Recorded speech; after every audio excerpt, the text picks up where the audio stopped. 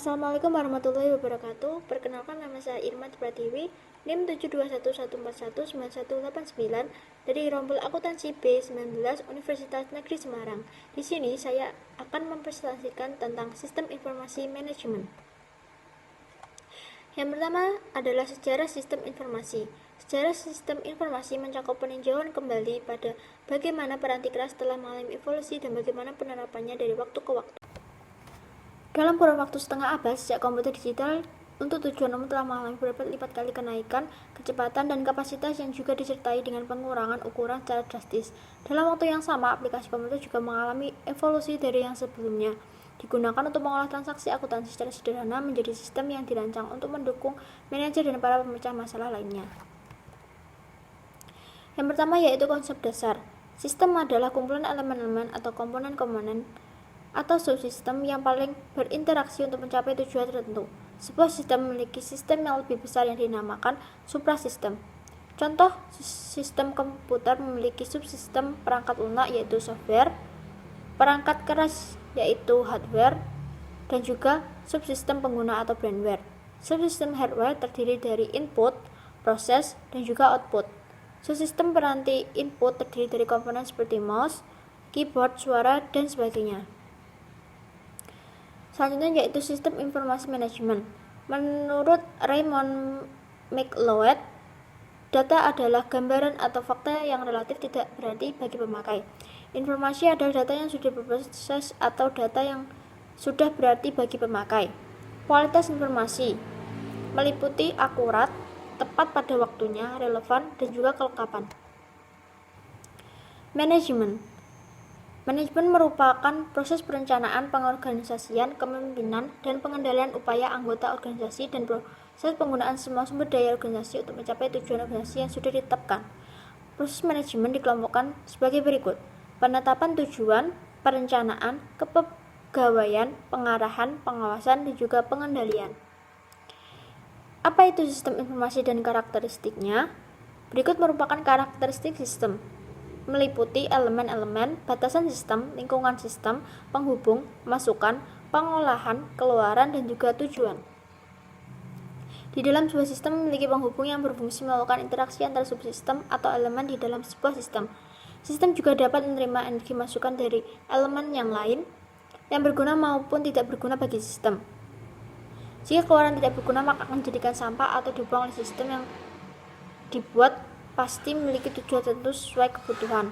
Sistem merupakan sekelompok elemen yang terintegrasi dengan maksud yang sama untuk mencapai tujuan tertentu.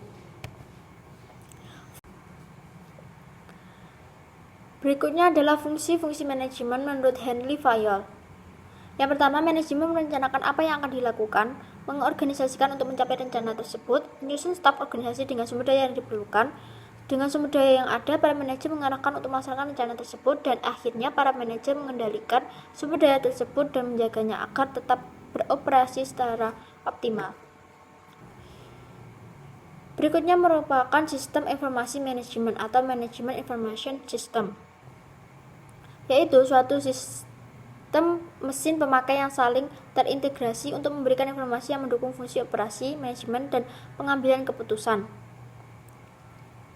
Informasi merupakan sumber daya utama bagi manajer yang dapat dikelola bersumber pada dua pengaruh. Yang pertama, kegiatan bisnis semakin kompleks, dan yang kedua, komputer mencapai kemampuan yang semakin baik.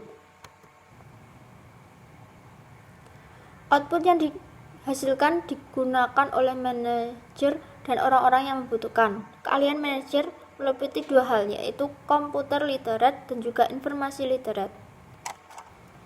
Manajer harus memastikan bahwa data mentah yang terkumpul dan kemudian diproses menjadi informasi yang berguna, dan kemudian memastikan bahwa informasi tersebut layak digunakan oleh orang-orang di lingkungan organisasi dalam bentuk yang tepat dan pada saat yang tepat, sehingga informasi tersebut dapat digunakan secara maksimal. Akhirnya, manajer membuang informasi yang tidak berguna dan menggantinya dengan informasi yang up to date, yang dinamakan manajemen informasi. Pentingnya manajemen informasi dalam perusahaan disebabkan beberapa hal, yaitu kompleksitas kegiatan bisnis yang semakin meningkat yang disebabkan oleh pengaruh ekonomi internasional, meliputi gejolak inflasi, persaingan dunia, batas waktu yang singkat, dan kendala-kendala sosial. Dan yang kedua, kemampuan komputer yang semakin baik. Keahlian pihak manajemen meliputi dua hal, yaitu komunikasi. Manajer menerima atau mengirimkan informasi dalam bentuk lisan, yaitu pada saat meeting, tulisan dalam bentuk laporan maupun surat. Yang kedua, pemecahan masalah. Sebagai kegiatan yang mengarah pada solusi suatu permasalahan atau manajer terlibat dalam pengambilan keputusan.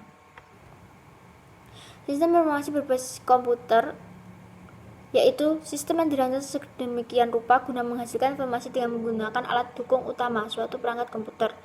Evolusi sistem informasi berbasis komputer dapat dilihat sebagai berikut.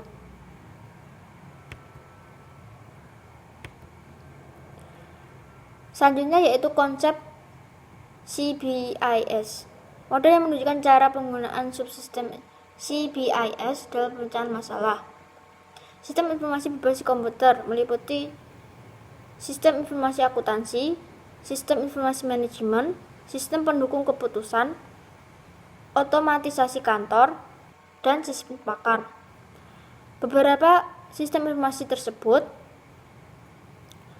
akan diolah untuk diambil sebuah keputusan.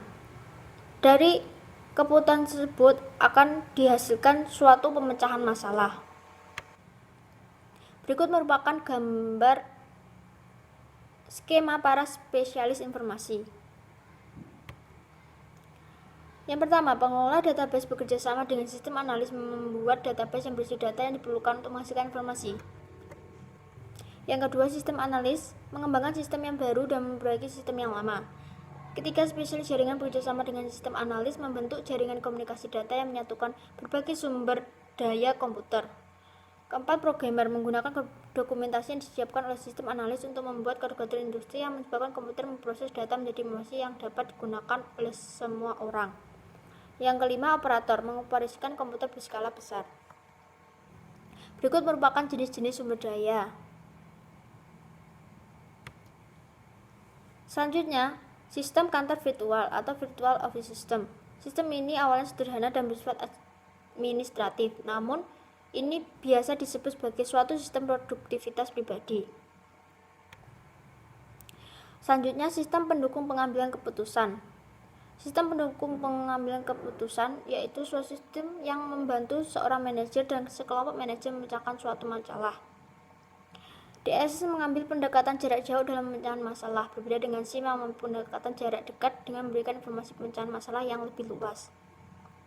Berikut merupakan gambar sistem perencanaan sumber daya perusahaan atau Enterprise Resource Planning System. Sistem perencanaan sumber daya perusahaan adalah sistem berbasis komputer yang memungkinkan manajemen seluruh sumber daya perusahaan dalam bentuk keseluruhan organisasi. Manajer sebagai pengguna sistem informasi. Karena manajer adalah individu, kebutuhan informasi yang mereka miliki juga sangat beragam. Namun beberapa kerangka yang bermanfaat telah dikembangkan dalam pemecahan masalah. Sistem informasi bermutu tinggi tidak dapat dikembangkan kecuali profesional sistem informasi dan manajer memahami kerangka manajer tersebut. Berikut merupakan tingkatan-tingkatan manajemen. Ada manajemen puncak, manajemen menengah, dan juga manajemen tingkat pertama. Manajemen puncak menghasilkan perencanaan strategis. Manajemen menengah menghasilkan pengendalian manajemen, dan yang terakhir manajemen tingkat pertama menghasilkan pengendalian operasional. Peranan informasi dalam pemecahan masalah manajemen.